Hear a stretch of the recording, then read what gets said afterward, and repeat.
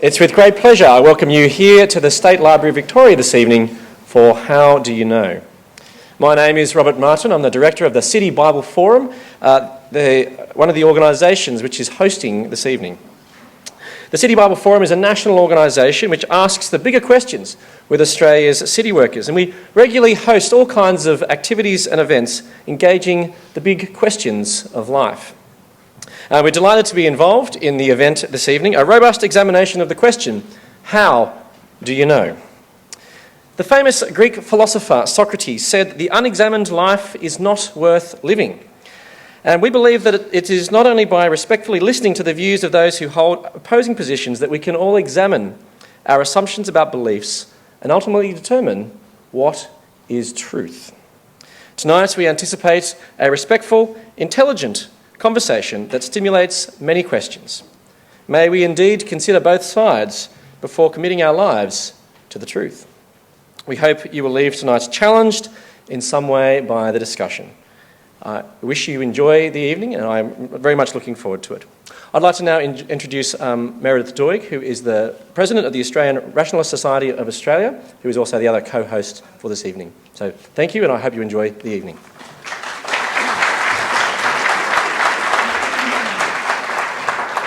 Okay, thanks Robert, and welcome everybody from the Rationalist Society. Look, from the beginning, this really has been a collaborative effort across both faith and free thought groups.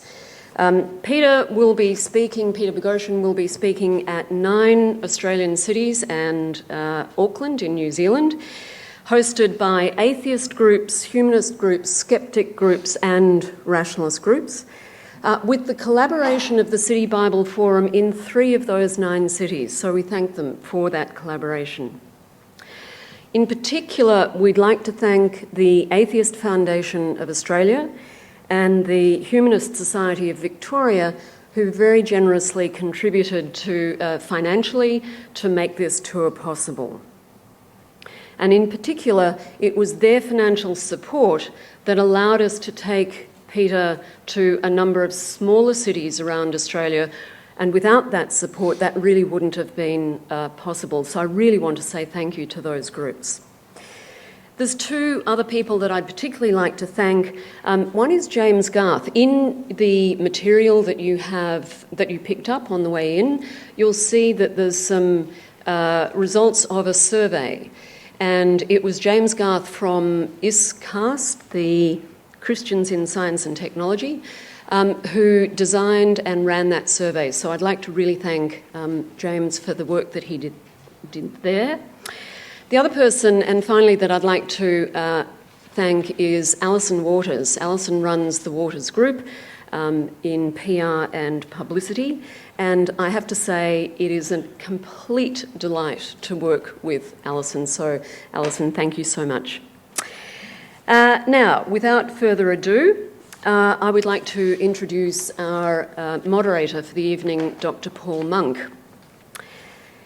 Paul Monk is one of the UK's most wanted criminals and was arrested last week at his villa in Alicante in Spain.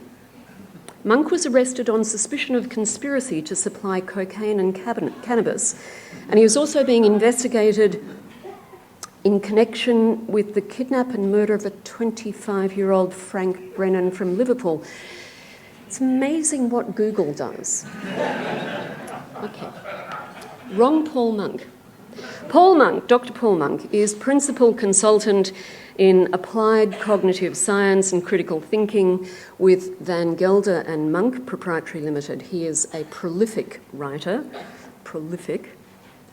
with 5 books in print, 2 about to be published and 3 on the drawing boards. The 2 books that are about to be published, watch out for them, are Opinions and Reflections, A Free Mind at Work, 1990 to 2015. And the second one, Credo and 12 Poems, the Cosmological Manifesto. He's a public intellectual of rare range and independence, as these titles of these books suggest. His doctorate was in international relations at the ANU, and he studied US counterinsurgency operations during the Cold War in Southeast Asia and Central America. And following his PhD, he worked in Defence Intelligence Organisation on East Asia, including appointments as Japan and Korea desk officers and the head of China analysis. And Alison tells me that when he's speaking to different people, he draws upon different aspects of his background. And in particular, when he's speaking to women, he says that he was a spy. Please welcome Dr. Paul Monk.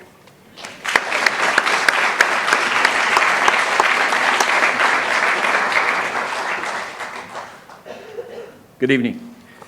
It's a pleasure to be here, I must say, and I think it's a privilege that we can hold gatherings of this nature. It seems to me that this kind of dialogue is what civil society is all about, and the warmth and relaxed atmosphere here this evening is a sign that we live in a society that values such dialogue.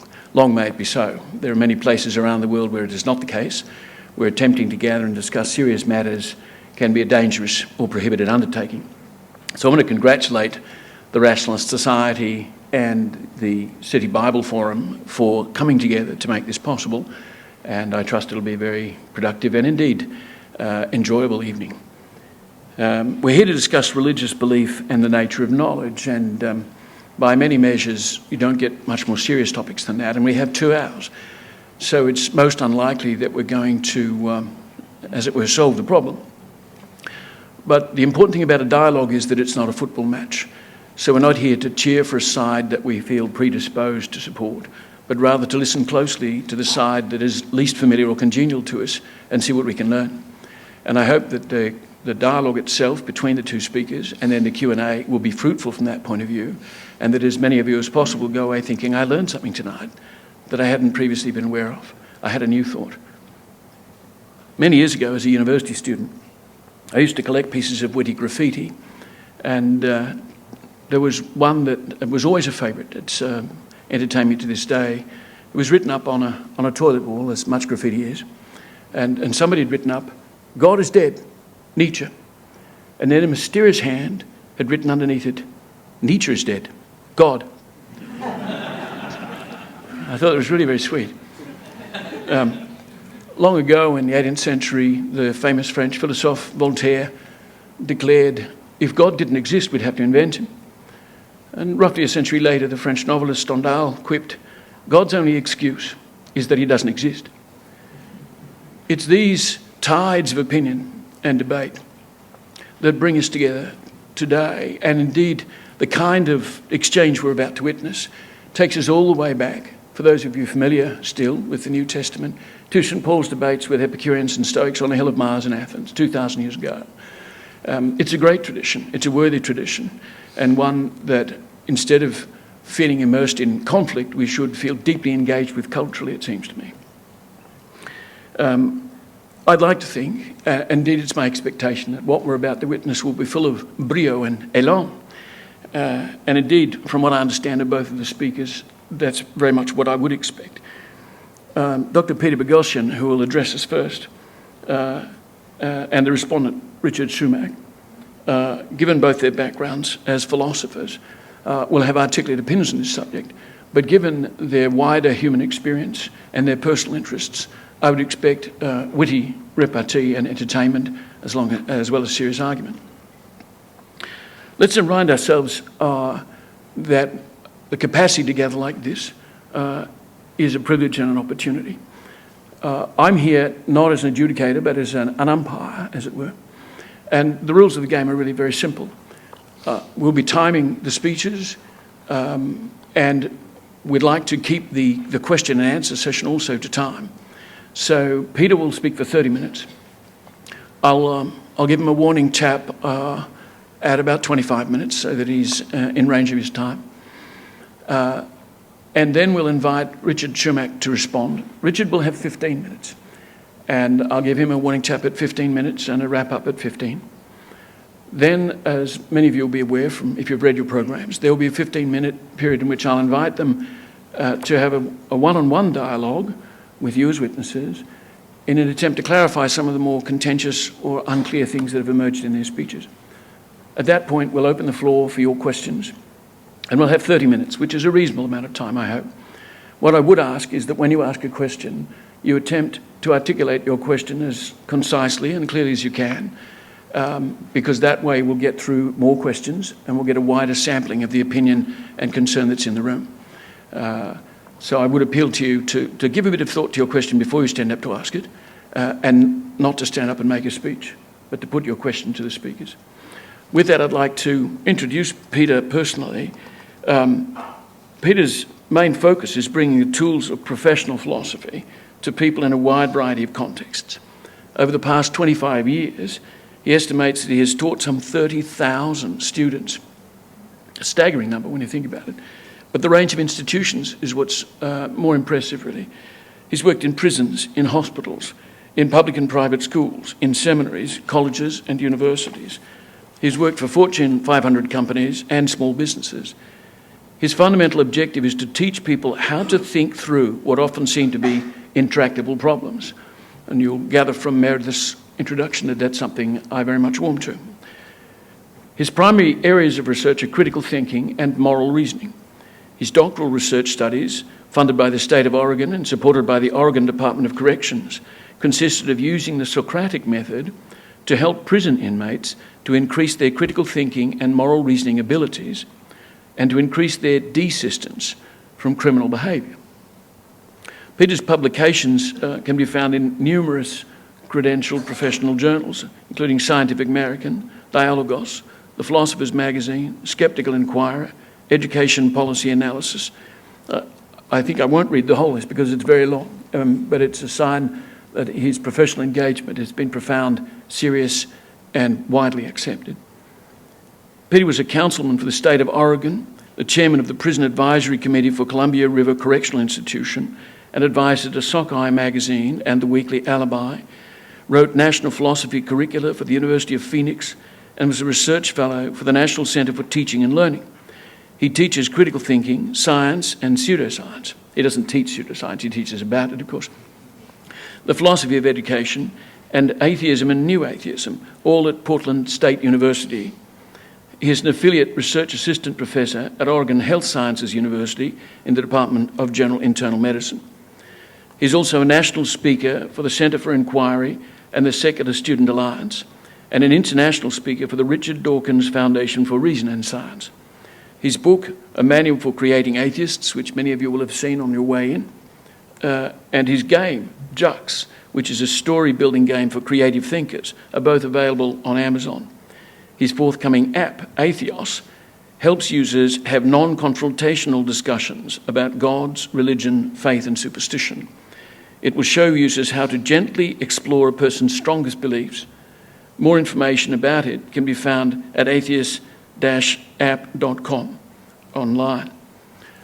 I'd like to invite Dr. Peter Boghossian, therefore, to come up to the podium and to address us for the next 30 minutes. I look forward to it very much. Thank you, Paul. I appreciate it. Thank you.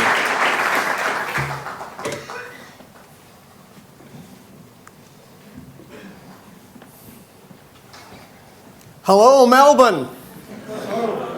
How is everybody? Thank you.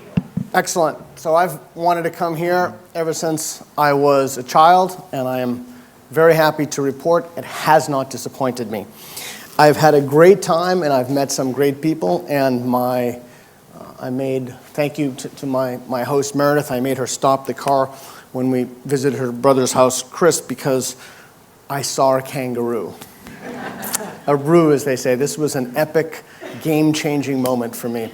So I took videos and I took pictures and I sent those to my kids. So I'm absolutely delighted to be here. And where's Robert? Robert Martin, where are you? He's not here. So I just wanted to say thank you so much to Robert. He's been very gracious and very kind and welcoming me in. Thank you to Paul for moderating, and Meredith and Allison. So we appreciate it. And in the spirit of what you just said, let's begin. Everybody ready to begin? Yes, sir. Call me sir, I work for a living. Okay. I'm going to start off with a video. And I would ask, regardless of your beliefs, that you just give this a few moments to seriously take in and ponder this video.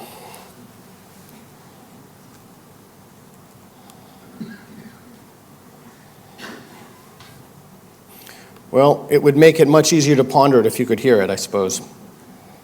Come on, that was a joke. That was funny. So, or no volume.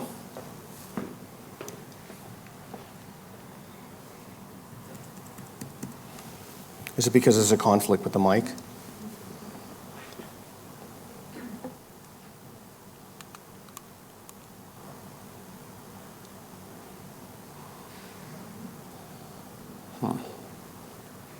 Oh, wow, there's actually nothing. Well, this man is saying that you should believe me. And it's, you guys, I make jokes and nobody laughs at my jokes. Well, this is kind of an instrumental video, but I suppose we could do without this video. Let's just see if we can have a minute to solve the tech glitch, because this is a significant. So here's the thing. So every time I offer my definitions and my understanding, people say to me, well, that's not what we mean by faith. So then I started taking quotations. Last year, I worked with 4 students to generate an analysis of what Christians mean when they use the word faith. And so then I've been putting those quotations in my talk. And last night, or a few nights ago when I was in Sydney, someone said to me, those are taken out of context. So it's like, I really try to be sincere and to give people credit and to do a careful reading and analysis, and then I'm told I take things out of context. So rather than me do that, my hope tonight is that we can have the world's foremost leading Christian apologist Please introduce yourself. Speak for himself. That's perfect. Thank you so much. What's your name? Richie. Richie? Yeah. Thank you, Richie. All right. Here we go. William Lane Craig is the world's foremost Christian apologist, and many people have said he's not only the world's foremost living Christian apologist, the greatest living apologist ever. So I would invite you to very seriously think about and consider his words this evening, please. Dr. Craig, could you please introduce yourself? Yes, I'm William Lane Craig. I'm a research professor at Talbot School of Theology, and I'm a Christian philosopher and theologian. Well, so now I suppose Robert would say that the devil is playing a trick. This is the last time we're going to try this. It's the last time. Dr. Craig, could you please introduce yourself? Yes, I'm William Lane Craig. I'm a research professor at Talbot School of Theology, and I'm a Christian philosopher and theologian. It's the experience of many Christian students who attend university that they find their faith troubled and they begin to have doubts. Sure. What advice would you give to someone who is experiencing serious doubts? Well, there's a number of things I think that I would say about that. First of all, I think that I would tell them that they need to understand the proper relationship between faith and reason. And my view here is that the way in which I know Christianity is true is first and foremost on the basis of the witness of the Holy Spirit in my heart. And that this gives me a self-authenticating means of knowing that Christianity is true wholly apart from the evidence. And therefore, if in some historically contingent circumstances the evidence that I have available to me should turn against Christianity, I don't think that that controverts the witness of the Holy Spirit. In such a situation, I should regard that as simply a result of the contingent circumstances that I'm in, and that if I were to pursue this with due diligence and with time, I would discover that in fact the evidence, if I could get the correct picture, would support exactly what the witness of the Holy Spirit tells me. So I think that's very important to get the relationship between faith and reason right. Otherwise, what that means is that our faith is dependent upon the shifting sands of evidence and argument which change from person to person, place to place, and generation to generation. Whereas the Holy Spirit and His testimony gives every generation and every person immediate access to a knowledge of God and the truth of Christianity that's independent of the shifting sands of time and place and person and historical contingency. The second thing I think I would say follows from that. What this means is that doubt is never simply an intellectual problem. There is always a spiritual dimension to doubt as well. There is an enemy of your souls, Satan, who hates you intensely and who is bent on your destruction and who will do everything in his power to see that your faith is destroyed. And therefore, when we have these intellectual doubts and problems, we should never look at them as something that is spiritually neutral or divorce them from the spiritual conflict that we're involved in. Rather, we need to take these doubts to God in prayer, to admit them honestly, to talk to our Christian friends about them, to not stuff them or hide them. We need to deal with them openly and honestly and talk to people about them and seek God's help in dealing with them. I think, frankly, no human being in this lifetime will ever have all of his questions answered. There's always going to be a question bag on the shelf of unanswered questions that we haven't had time to deal with in this lifetime. So that the key to victory in the Christian life is not having all your questions answered. I couldn't take it anymore. But I think that articulation speaks for itself, and hopefully in the Q&A we'll be able to have that discussion. So now the presentation. My thesis tonight is simple, and it should be uncontroversial. Faith-based belief processes are unreliable and will not lead one to the truth. Before I begin, I'll give a few preliminary comments. I am not a relativist. Relativism is the view that all points of view are equally valid, and that truth is relative to the individual. If you've come here tonight and you're a relativist and you think that there's no way to make those judgments, then there's nothing that I can say to you tonight that will persuade you. I also tonight am not going to talk about meta-epistemology. I'm going to give you one big word for the whole talk that we'll talk about. I'm not going to talk about meta-epistemology, which is how we know what we know, how we know. It affects about 200 people. What I'm more concerned with is the vast swaths of humanity who are suffering from faith-based delusions. This is the only word you need to know. Epistemic and epistemology. That's it. Epistemic means relating to knowledge or knowing. Of or related to knowledge or knowing. And that's a word that I'll use tonight that will come up.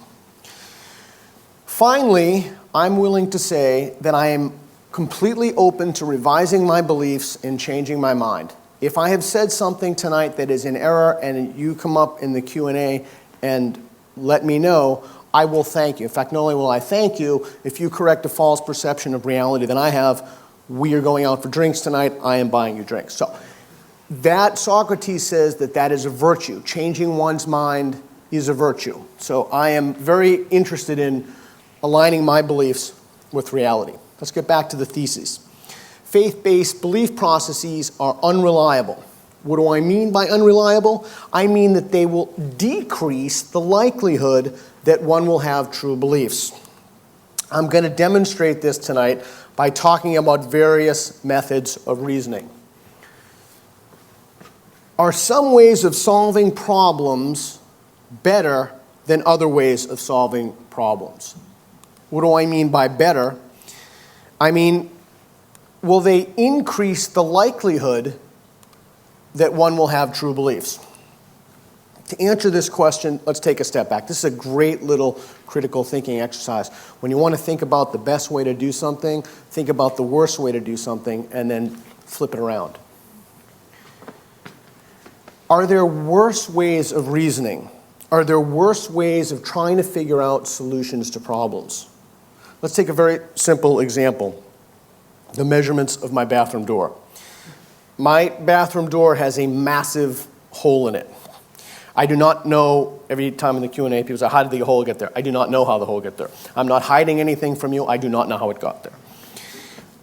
That was funny too. It's a hard audience. So I need to figure out the measurements of the door, of the frame, so that I can fit a door into the frame.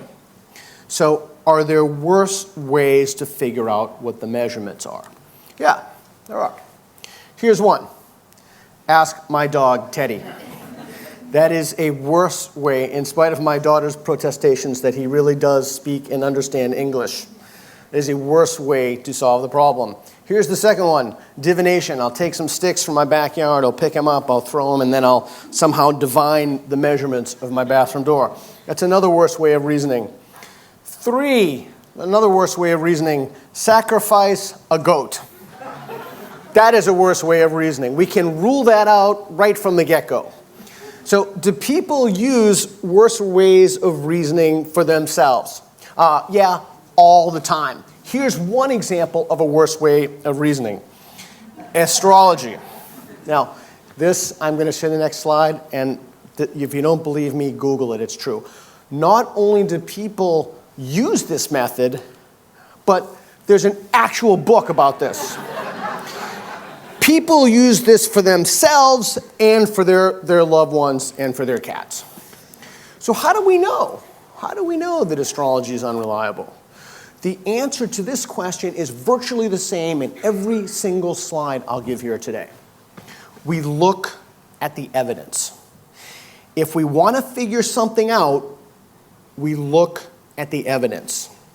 Here's just one piece of evidence. It was a double-blind study on the test of astrology. I don't have time to go into this too much because I'm going to stick to my 30 minutes. So basically, astrologers tried to match the birth data with the personality index, and they were no more successful than random chance. Here's another worse way of reasoning. Homeopathy. Homeopathy is when you take a substance and you dilute it down. People think that it cures them, and unfortunately, it's used to treat illness.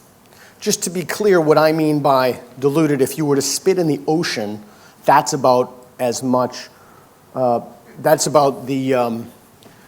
doesn't have any active ingredients at all, and the consequence of that is that it has no effect. So this is a homeopathic emergency kit. Again, I just pulled some of these images from Google, which is completely ridiculous given that it doesn't work at all. So it couldn't possibly work if you were in a car accident. It's just not possible.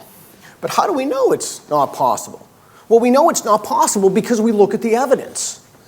Here's one. There are many, many, many studies on this. Here's one. But we know it's not effective. It's not a reliable way of reasoning. Here's another worse way of reasoning. Dowsing.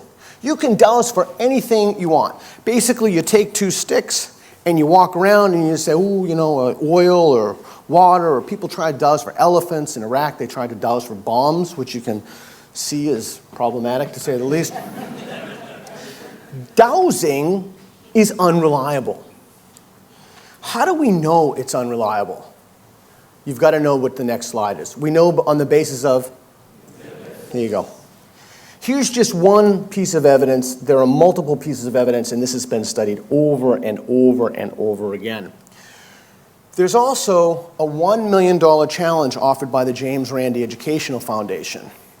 So people often ask me, well, what would it take for you to believe something? And that's a very reasonable question. Maybe we'll get into that tonight. I don't know.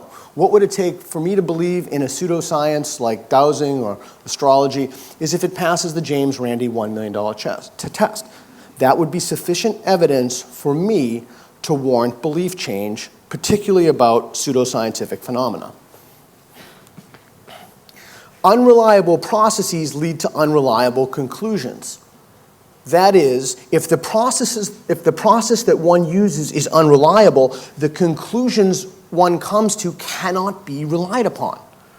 For example, to cure this, an infection, with this homeopathic woo-woo, then this is the result.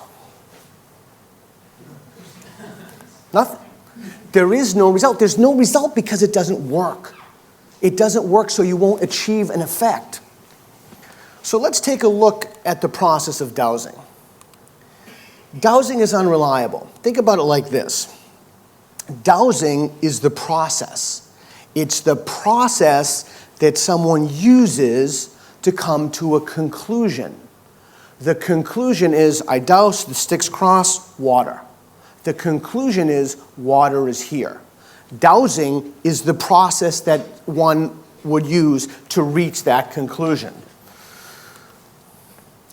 if the process that one uses to understand reality is not reliable, then every conclusion that stems from that process is unreliable. It's got to be unreliable. It's unreliable.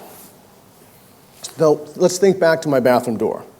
If I use an unreliable process to ascertain the measurements of the door, then there's a proliferation of answers to the question of how big the door should be. And virtually all of these answers will be incorrect. That's because the process that I used to reach the conclusion of how big the door should be was, that's exactly correct. I use the word virtually because it's possible that I can use a bad process and get lucky. For example, I could just scoop up, in the instance of divination, I could just scoop it up, throw down the sticks, count them out to 86 or whatever, what meters or whatever feet, I don't even know, whatever it is. Whatever is smaller than a meter, whatever that would be. I could kind of count that out in the metric system. I'm sorry, we're backward. Okay, so let's take a step back now and reflect on our broader epistemic goals, our knowledge goals.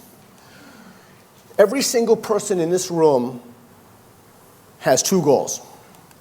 The first is that we want to maximize the number of beliefs that are true.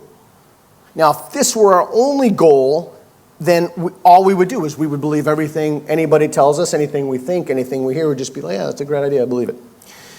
But our situation is more complicated than that. That's because we have another goal. We have a second goal. We want to minimize the number of false beliefs that we have. This means that we don't want to believe false propositions or false things.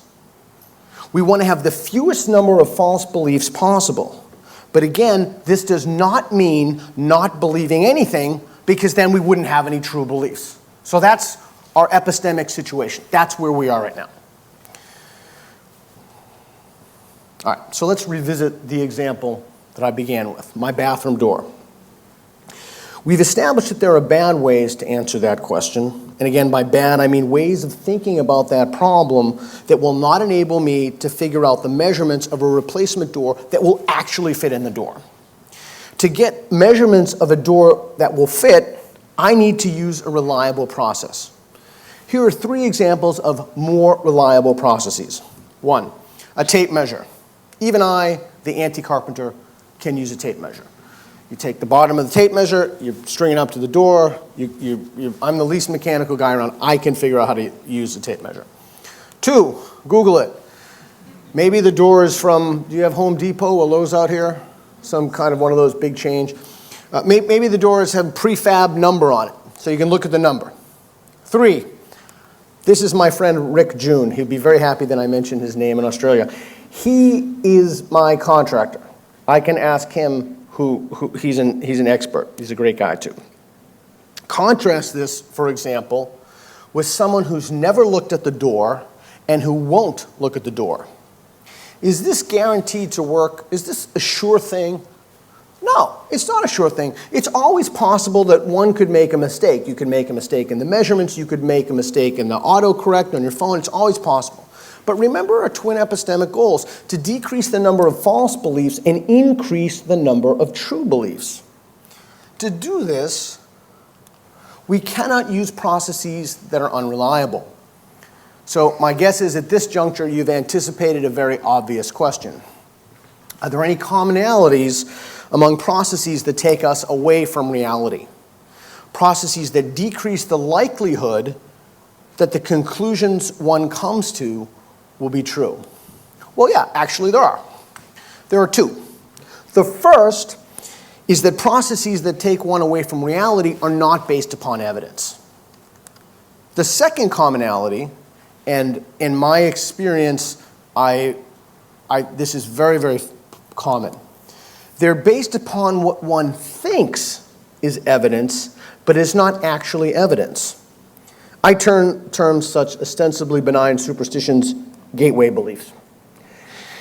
I think that the Easter Bunny, for example, hence the title in this talk, is an example of a conclusion for which certain epistemic agents, certain people, think there's sufficient evidence to believe. That's the only graphic in the whole presentation that I did.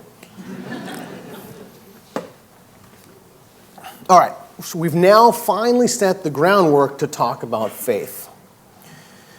What is faith? Well, I prefer Christian apologist and theologian William Lane Craig's understanding of faith that we used at the beginning of this talk. But I'm sure I'm sitting in here, and many atheists are stewed that I made them sit through 4 minutes of that, and they want me to offer my own definition, which I'm happy to do right now. Here's another definition that Jerry Coyne talks about in his new book, Fact versus Faith. This is Walter Kaufman. Walter Kaufman defines faith as, quote, intense, usually confident belief that is not based upon evidence that is sufficient to command assent from every reasonable person. Here's a shorter definition that I use in the book. It's another way to conceptualize faith, extending the degree of confidence beyond the warrant of the evidence. But again, if we were to make a hierarchy of these, I prefer to go with William Lane Craig's definition. That way, I don't want people to think that I'm fabricating definitions, so I will defer to his judgment. So faith is an unreliable process. It will not point one in the direction of the truth. To demonstrate this, I'll make several factual statements. Every single person in this room, I think, will agree with what I'm going to say, but we'll find out in the Q&A. 1, there are different faith traditions. Everybody agree? Okay. Well, you never know.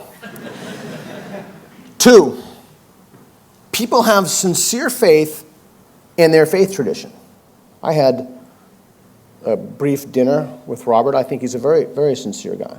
I think he believes what he says to believe. I take people at their... When someone tells me what they believe, I extend an umbrella of charity to them and actually think that they believe what they tell me they believe. They accept as true the propositions in their faith tradition. 3, there are competing claims. And this is when the relativists and the ultra-leftists, this is the problem they have trouble with. Faith, left in the American sense. Faith traditions make competing claims. Here's a very, very simple example. Muslims believe that Muhammad was the last prophet. That's in 3340. Mormons believe that Joseph Smith was a prophet. But let's look at the dates. They don't line up. These claims cannot both be true. It cannot both be the case that Muhammad is the last prophet and that Joseph Smith, who was born after him, was a prophet. Now let's say someone wants to do some verbal voodoo. Okay, and you want to redefine the word prophet, and you want to redefine Mormon, and you want to, whatever you want to do. Okay, well look, let me say this to you then. In the Quran, it is very clear. Jesus was not crucified. That is the linchpin Christian belief. So we have a genuine difference of opinion. They can't all be true. It's not possible. It's not possible that Jesus was crucified, not crucified, that Muhammad was the last prophet, and that Joseph Smith, who lived after him, was a prophet. It's not possible. However, they can all be false. In fact, all or almost all faith claims can be false. But beyond being false, faith claims are delusions. What do I mean by delusions? Well, delusions have 3 criteria. These are not my criteria. These are Carl Jasper's, who is a psychiatrist and philosopher. And we can discuss these in the Q&A. If I'm not wedded to these, if you want to call them out, that's perfectly reasonable. Certainty, incorrigibility, and implausibility. Certainty. People are positive that it's true. Incorrigibility, an inability to revise a belief, which is the core critical thinking element, the ability, the willingness to revise your beliefs. And implausibility. Is it bizarre? Someone said to me once, it is not bizarre that Jesus rose from the tomb. Really? We got people rising from tombs? Of course it's bizarre. It is bizarre that somebody who is allegedly dead rises from a tomb. Excuse me. So I want to talk for a moment about the DSM, which is the Diagnostic and Statistical Manual of Mental Disorders. The main purpose of the DSM, it's like the gold standard that people adjudicate claims or they go to look for treatment. It offers terms for classifying mental disorders, and religious exemptions are given a pass to those. We can talk about that later on if people want in the Q&A, but I disagree with granting religious delusions an exemption. And often the evidence has now come out that a lot of that is political. That said, if a belief, regardless of its content, meets the three criteria above, we are forced to conclude that a tremendous number of people are delusional. There's simply no other conclusion that one can draw from those premises. And just because the belief is shared, it doesn't make it any less delusional. Truth is not a matter of vote. If everyone believes there's an alien in the courtyard, and they convince Fred, our tech guy, that there's an alien in the courtyard, my 30 minutes? 5 minutes left. Wow, okay. Even with all those tech problems, did you count those? You counted those tech problems? Hey, Robert, can I have a few minutes for those tech problems? He's going to give me a few minutes, so that was... Okay, so each additional person who shares that belief that there's an alien in the courtyard does not make the belief more likely to be true. But this won't deter people. It doesn't deter one from understanding that they're delusional. Not at all. In fact, one will always claim that others are delusional. Excuse my increased rate of speech. I'm trying to be respectful of the time. These people over there, they're delusional. I'm not delusional. Definitely not me, someone else. My beliefs are in perfect alignment with reality. So basically, there are three core reasons for why one believes one's faith tradition are true. These come both from the literature and from my experience of dealing with people from decades.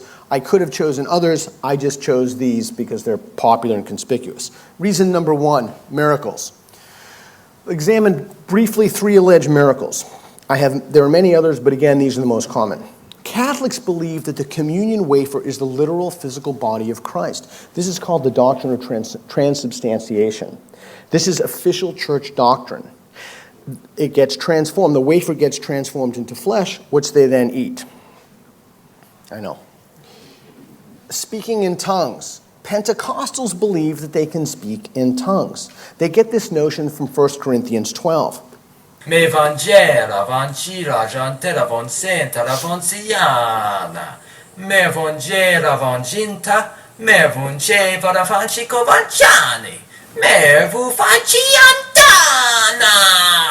Pe Vuce, Cola Vanciano. Sounds like Italian. Faith healing is another one. Christian scientists believe this. The basic idea is that through faith in Christ, someone can lay hands on you and you be cured of illness. I think that's in James and Mark. Okay, so let's revisit the above. Certainty, incorrigibility, and implausibility.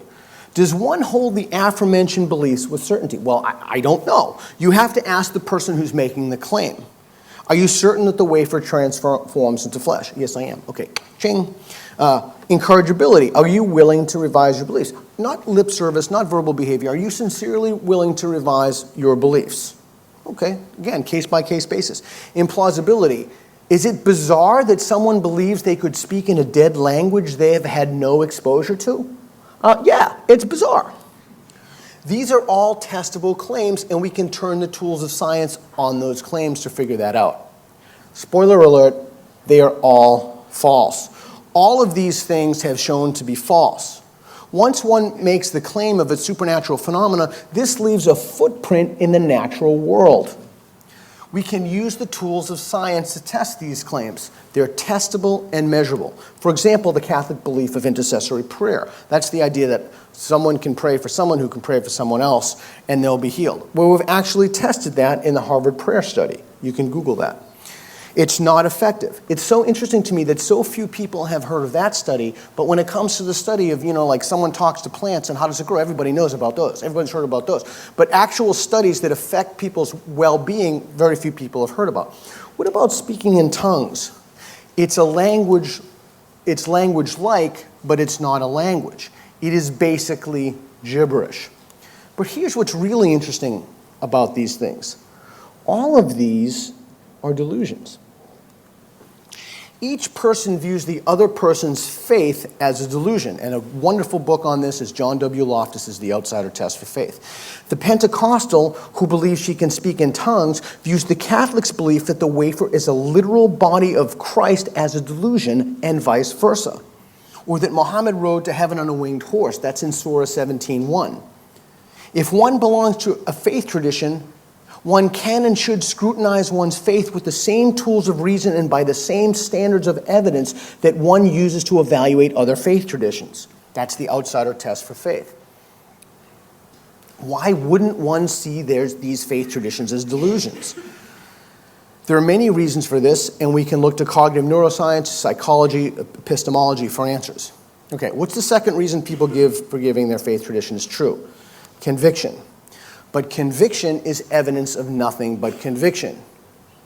One's unshakable belief that one can see Christ or Zeus or the Emperor of Japan working in one's life is not evidence that the belief is true. This is evidence of nothing except the fact that one happens to believe whatever it is that one thinks one believes. This is part of the delusion. One's conviction is evidence of the strength of the delusion and not evidence for the truth of the delusion. Confidence does not map on to accuracy. All Christians basically have are private, subjective religious experiences that believers in other deities likewise claim. But private, subjective religious experiences are only evidence of private, subjective religious experiences. 3. And again, I apologize for my rate of speech. We had some technical difficulties in the beginning. Everyone thinks their book is inerrant, that their book contains no errors and makes extraordinary predictions that have come true. I want to take a moment and examine how one can break through this idea. How should you examine your faith? Here's the problem. This is what people do that's problematic. They'll latch on to an idea, and then they'll only read things called confirmation bias. They'll only read those things that support their beliefs.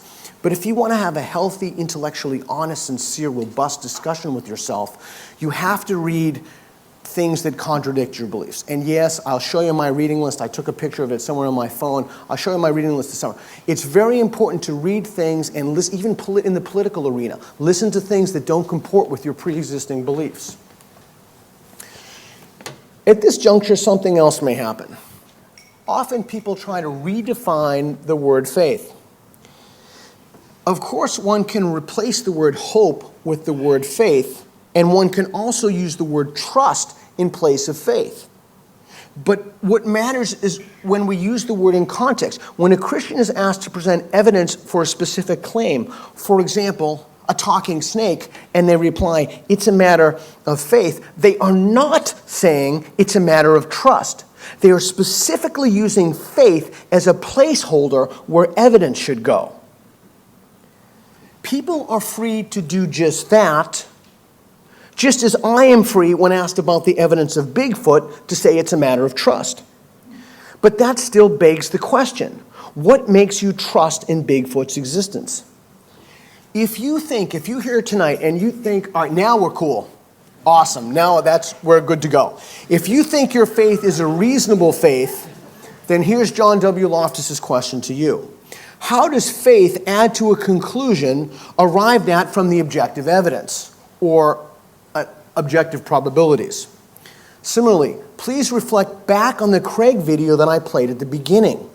When reason contradicts faith, should Christians deny faith or reason? In the realm of pseudoscience, for example, if reason contradicts the efficacy of dowsing, should a believer in dowsing deny the process of dowsing? So where did this leave us? There's an inevitable trajectory. I've had so many of these conversations, I've spent way too much time thinking about this. There's an inevitable trajectory that this path goes. People will move after about 10 or 15 minutes, and I'm certain my interlocutor will not do this, but this is what I think is going to happen in the Q&A. from my faith is true to my faith is beneficial. And there won't be a clear demarcation line. The most charitable thing that we can say about faith, the most charitable thing, is that it's likely to be false. Faith doesn't make you a better person. My lack of faith in Jesus does not make me a bad person, nor does it make me a good person. Your faith in Jesus does not make you a bad person or a good person. Faith is just an unreliable process. That's all it is. It has nothing to do with being a better person. So what? So what do we do? Well, I've written an entire book of what we can do, a manual for creating atheists, to have more productive conversations with believers. If you don't already use faith as a process to navigate reality, I have an incredibly simple piece of advice to you. Have honest, blunt, direct, and truthful conversations. Give your conversation partners the same reciprocity that they give you. It's always very easy for me to talk to someone when they're being sincere with me.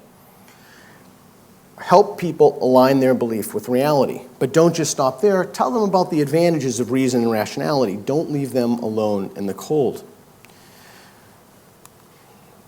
If you have faith-based beliefs, thank you for coming. One more minute?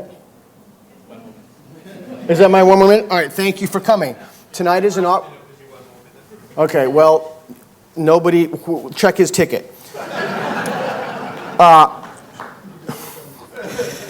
Be honest with yourself and sincerely ask why you believe what you believe. And it is an opportunity right now to be honest with yourself and jettison your faith. No one's mad at you. Nobody's upset. We're cool. We're going to go out and have drinks after this. Everybody's going to be happy. But in all seriousness, this is a genuine, right now is an opportunity. When you have doubts about your faith, that's your rational mind talking to you. Whether it's my bathroom door, or anything else. It's not a matter of shame or blame. It's a question of aligning one's beliefs with reality. So, I have 2 rules. I don't pretend to know things I don't know, and while for many this may be scary, sorry to expedite this, we can move beyond faith and proportion our beliefs to the evidence. The greater the claim, the more evidence that's required. It doesn't take faith to say, I don't know. It takes humility. Faith, say no. Tonight's an opportunity to live your life free of delusion, and I mean that with the utmost sincerity. Thank you.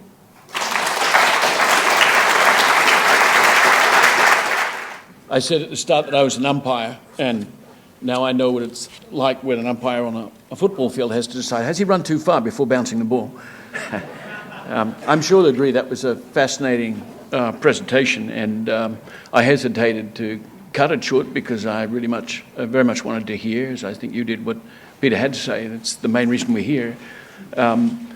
However, it is putting a little bit of pressure on our time and on the fairness of the rules. So I'm now going to invite Richard to respond, and we've allocated Richard 15 minutes. Have you got technology also, Richard?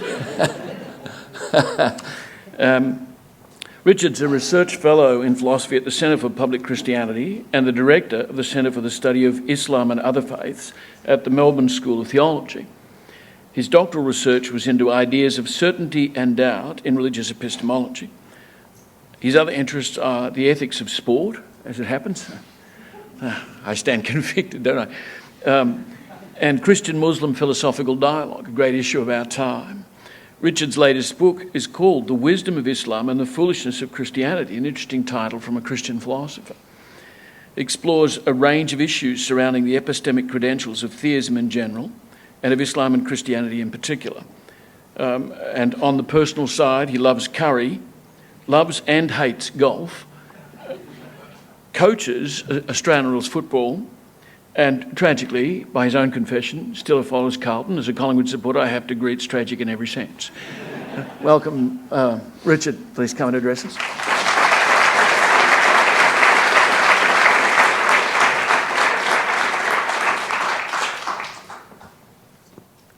Peter, I can move this? Absolutely. Yep.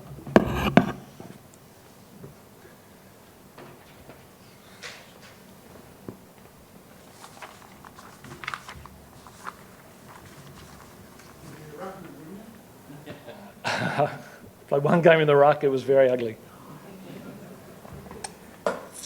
Well, pardon me. Thanks for having me. I'm afraid I don't have a walking around mic, so I'm going to be stuck behind. No, it's okay.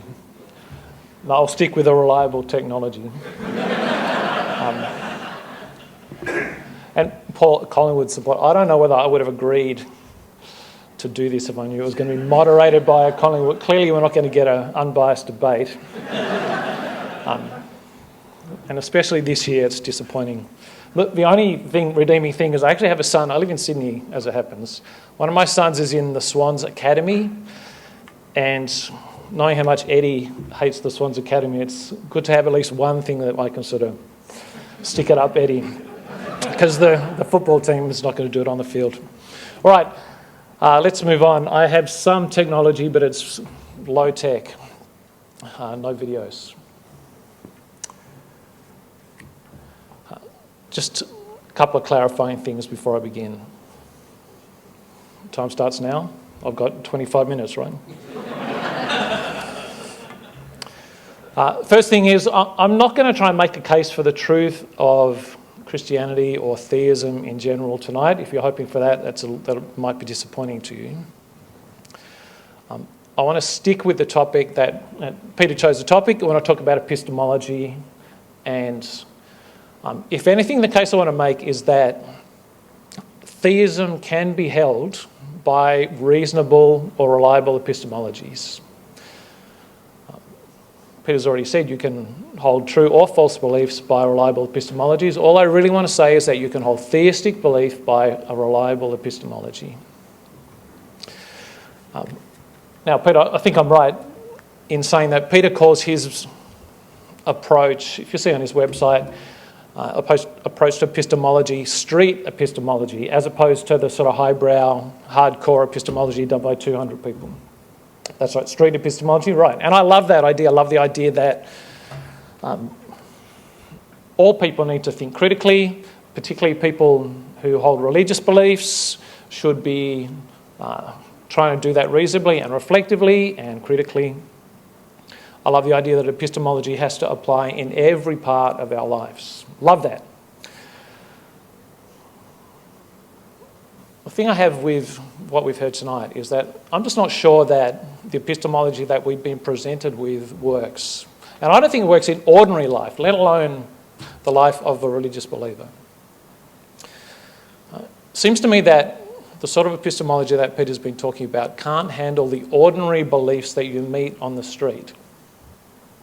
So, street epistemology is obviously great at measuring doors. I get that. Because, in a nutshell, and this, correct me if I'm wrong, Peter, your epistemology sort of comes down to reasoning from objective evidence. That's the reliable way to know things. You reason from objective evidence. Brilliant if you've got a door, because that's a scientific problem, and the way you know things scientifically is through reasoning from objective evidence. That's the process of science. Heck, I'm a land surveyor by previous trade. Surprisingly enough, when I had to measure a door, I used a tape measure. Didn't ask my dog, didn't sacrifice a goat, I used a tape measure. Because that's the sensible epistemology for measuring doors. That's why it's a great illustration of a scientific methodology. The problem is, most of our beliefs are not scientific beliefs. Most, and this might be surprising, but I think I can show it to you on reflection, that most of our beliefs we don't come to by reasoning from objective evidence. We might evaluate them later by trying to bolster them with evidence. Most of our beliefs don't come that way. In fact, I put it to you that most of your scientific beliefs don't come through you reasoning from the objective evidence, but because you heard it from a teacher, you read it from a book. You haven't done the experiments. You are just trusting that someone told you that it's true. You might want to go and evaluate it later, but your scientific beliefs, for the most part, are based on testimony, not your reasoning. And that's okay, because testimony is a reliable thing. Reasoning from objective evidence is not how we come to lots of our beliefs. It's not even how we can assess a lot of our beliefs. It's not how you can assess the past, for example. You have no access to the objective evidence of the past. You rely on what other people tell you. I've got a book here. It's not the actual book I was hoping to find, but it's in the series. My great, I think, grandfather wrote an oral history of the Canberra area. I'm 7th generation Canberra. The events in the book are fantastic. I'm very proud of my family. We were poor Irish labourers. We made friends with the Aboriginals. There's some great stories about early Canberra. A couple of hundred, or close to 200 years ago, very early times there. But here's the thing. It's great stuff, but none of the events there have any objective evidence. There's some artefacts, there's some buildings still there in Canberra.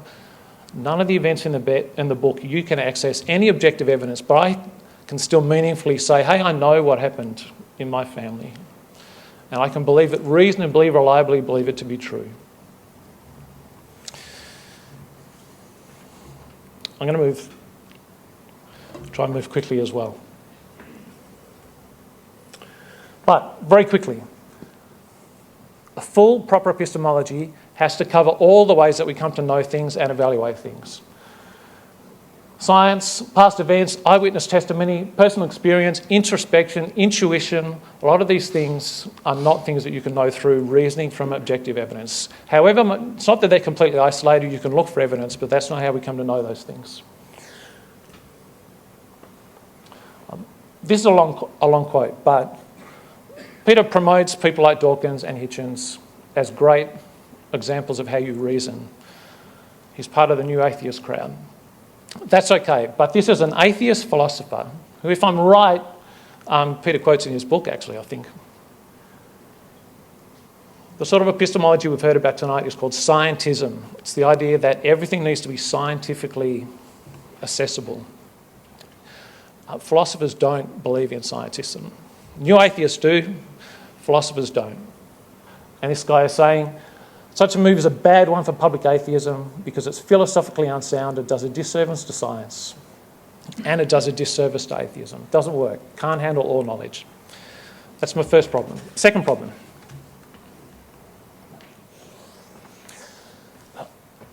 Second problem is that it seems to me that street epistemology can't handle some of the big boys and girls who are out there on the street. So I agree with you, Peter. There are vast numbers of theists who hold their beliefs unreliably. There's a lot of unreflective fideists who, when you push them on it, they'll say, well, I just believe. I don't know, I've got a gut feeling, I believe because I just believe, don't need any evidence. Yeah, there's heaps of them. Perhaps the majority, perhaps the vast majority. But I want to say there are at least some theists who hold their beliefs via reliable methods. And if you can find even one, then that shows it's possible. The whole range of theistic philosophers who make arguments for theism. I won't go through the names, but there's Plantinga and Alston and Moser and Adams and a string of them. And they're in debates with atheist philosophers. But here's the thing, none of the atheist philosophers say to them, hey, you guys, the problem is that your epistemologies are unreliable. I don't say that. They evaluate the arguments. It's a real debate. There's real serious debates going on. And people are using actually the same epistemologies to have the arguments. Here's some counterexamples. Bill Alston. William Alston, if you're looking him up for books.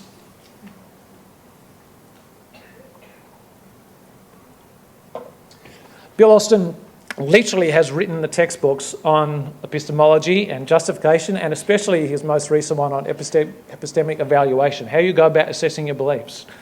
This guy happens to be a Christian. No one in the philosophical community says that's because he has an unrivaled epistemology. In fact, this is how they talk about their epistemologies. They say this is the go-to guy on epistemology. This guy reasons carefully. You have to come to terms with this guy's arguments on epistemology if you want to do epistemology. Nobody working in the field can afford to ignore his views. Counterexample, I know you're into Socratic stuff. Here's another counterexample. Bruce Langtry, street epistemology. This guy's on this street. He's from University of Melbourne, just up the road. He was my philosophical mentor. He's a theist. God the Best Evil, that's his latest book. J.L. Schellenberg is one of the leading atheist philosophers, and he reviewed the book, and this is what he said about it. It's a model of clear, calm, exact reasoning, complex arguments, fashioned with great technical skill. dialectical ingenuity penetrate deeply into issues that are hotly debated. Two things. He's saying this guy has good epistemology, in fact, outstanding epistemology. And the second thing is, this is the leading, or one of the leading atheist philosophers saying, these issues are debated. Theism is still on the table in philosophy departments. No one's kicked it out. In fact, it's growing. This is really my second point. The God debate is not over in philosophy. If you want to read if you're into technical philosophy, this is a great paper to read. Quentin Smith, he's an atheist. He's debated William Lane Craig, I'm pretty sure. There's an article, The Metaphilosophy of Naturalism. It's a little bit technical, but it's a brilliant overview of the debates about theism in the field at the moment. But what he's saying, and I can give you the details of the quote later, but basically he's saying you stick a bunch of atheist philosophers or naturalists in the room with a bunch of theists and have the debate, and you get a naturalist to moderate the debate. They'll come to the conclusion that the theists have the better arguments. The debate about God in the academy is not dead, and that's important because it means that belief in God remains plausible. That's important when we come to delusion. It remains plausible. Last thing I want to say. 20 minutes to go, brilliant. I'm trying to stick to it. It seems to me that street epistemology, reasoning from objective evidence, it can't handle the process how I came to my beliefs, how I came to my faith. I didn't come to Christian belief via faith. I didn't grow up as a Christian. I had some intuitions about God, but I was not a Christian believer. I came to my beliefs in all the ordinary ways that people come to ordinary beliefs.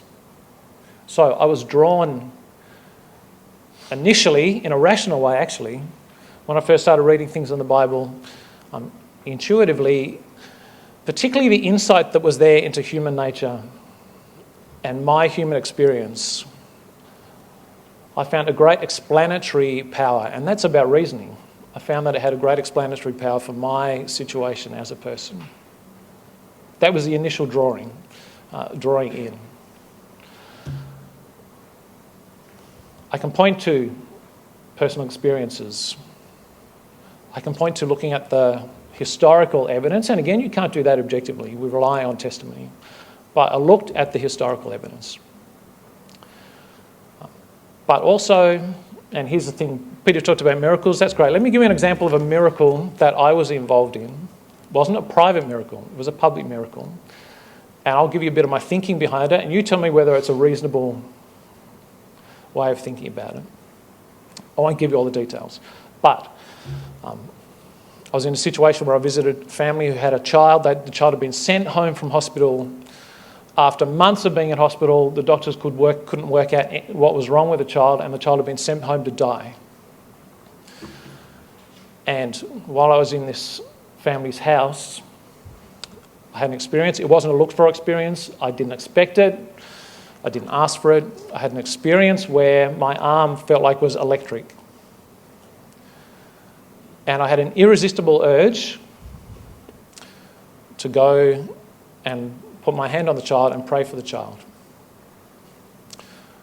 I went and I did that, and I walked out, and the electric feeling went away, and I walked out. 2 days later, I saw the child. It was running around completely well. Now, is that proof that God is real? No. Is that proof that Christianity is true? No. Is it evidence? Well, it's evidence for something. How do I assess it? Is it possible that it was just an incredible coincidence that after months and months, at that exact moment, and what had happened was after I walked out, the child had fallen asleep properly for the first time and had woken up entirely well. Could be a freak coincidence? Yeah, sure. I don't think it's a placebo effect. This kid was like 18 months old. Don't think it's a placebo effect. Could be a freak coincidence. But for me, who believes in God, and if God is true, then miracles are certainly plausible, then that's a bit of the evidence. It's a part of the evidence. It's confirming evidence. But I can't take you there. You have more time. Okay, I'll just go 2 more minutes. I can't take you there. I can show you, I can introduce you to other people who were there who can testify to it. It was a public miracle. It wasn't just a private thing. It's part of the evidence. But here's the thing, last thing I want to say. It's been very kind of you to listen to a deluded person for 10 minutes, 15 minutes. But can I at least attempt to explain why I don't think my beliefs are delusional. They might be wrong, happy to accept they're wrong, but I don't think they're delusional. Partly because I think my beliefs fail every one of Peter's criteria. I don't hold them with great certainty. I hold them with more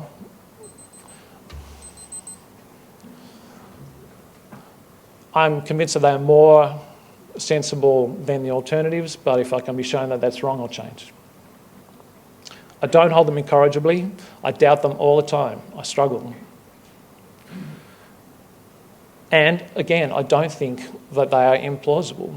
Remember, in the philosophy departments up the road, people are debating theism. It's a live debate. No one's declared it. Peter's book does, fail for theistic arguments.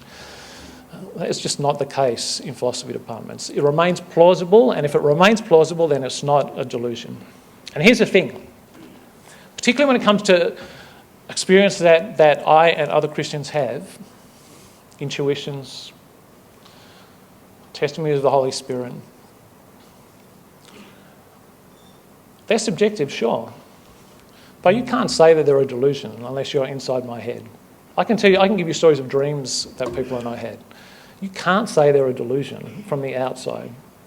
And if you do, you're pretending to know what you don't know.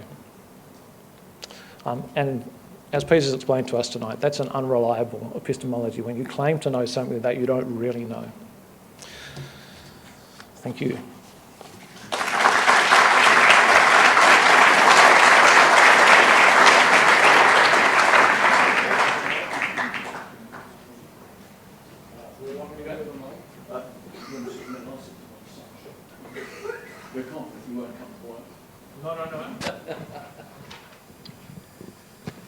I'm sure you'll all agree that was a very temperate and lucid response, and it has set the stage for your questions presently, but also I hope now for a dialogue between our two speakers that might clarify a couple of the main issues that have come up. Now, you've probably all got in your minds a different set, maybe they overlap, of what exactly those issues were, and it'll be very interesting to hear your questions. Of the multitude of possible questions that might be put to them, there are a small number that I'd like to put to them to see whether we can find, or they can find, common ground or the resolution of a patent disagreement. And the first that sprang to my mind as I listened to Richard's defence of the epistemological plausibility of theism was, and this is a question for the two speakers, it's not directed simply at Richard, is there any necessary connection between philosophical theism and the Bible or Christian faith specifically? After all, there's a long tradition of philosophical theism, deism, etc., which has no connection with a particular religion. So that's the first question that I would put to you guys. I'll put the other two questions because you can judge for yourselves how you want to handle these questions and how you wish to proceed. If you don't mind if I say, yeah. I'm at a little bit of a disadvantage. I'm deaf in my left ear, so if you could just repeat the question more loudly, I'd appreciate it. Oh, okay. What I could do is sail this from over there. If I can get my mic to work, I couldn't. He said the Bible's good evidence. No. That's going to be a very short discussion, I guess. No. Oh, yeah, we're working. Good.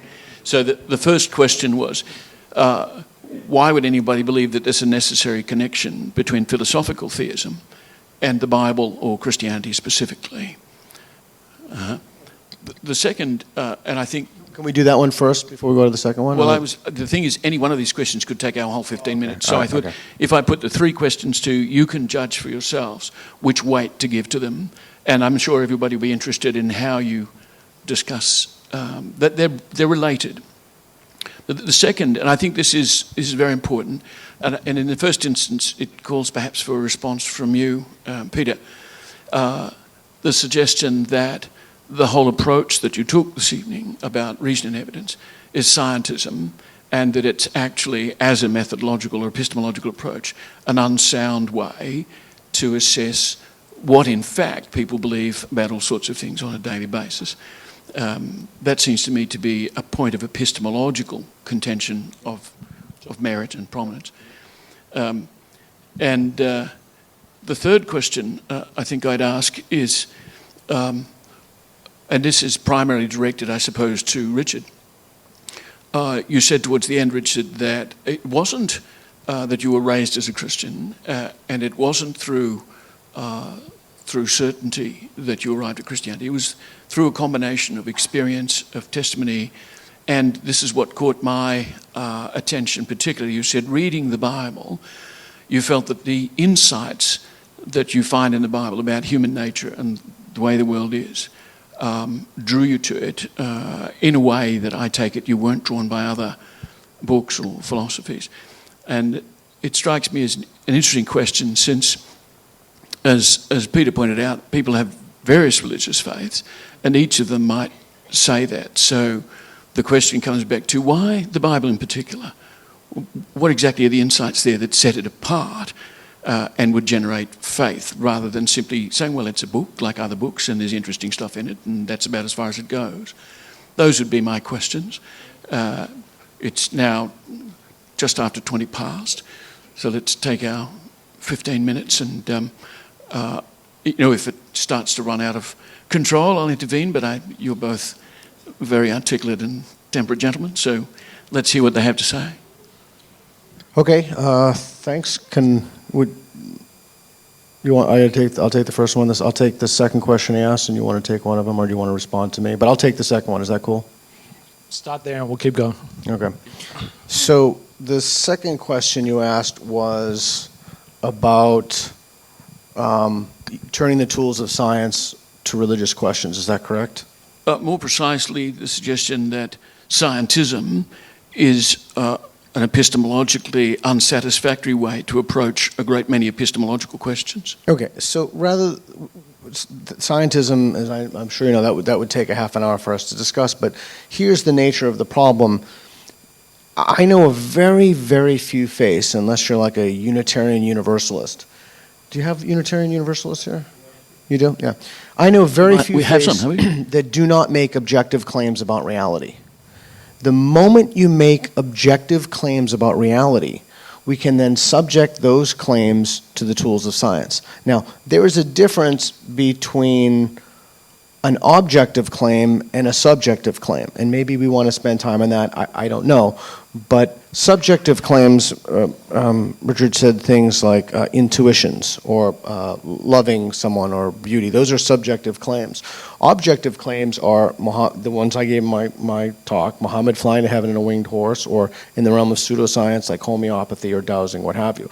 Once those claims are made, we can use the tools of science to examine those claims. Again, family history. I'm making objective truth claims about things that really happened. You cannot examine them by scientific reasoning. Okay, so there's a fundamental difference, and perhaps this is the nature of the discussion, and maybe we should turn some more time onto this. It's up to you. So there's a difference between saying, what was the name of that book again? What was the name of that book? Oh, this one's actually called History Tours in and Around Canberra. Oh, well, I'm definitely at a disadvantage there. But there are real people doing real things, and we can question some of the details about that. There is disagreement. I have no idea whether or not Jesus was a real historical figure. I'm not qualified. I'm not qualified to make that judgment. People like Robert Price say that he wasn't. People like Bart Ehrman, who was a Christian and now is an agnostic, say that there was an historical Jesus, but we cannot attribute miracles to this individual. That's a theological claim. So there's even a dispute about whether or not there was an actual figure named Jesus.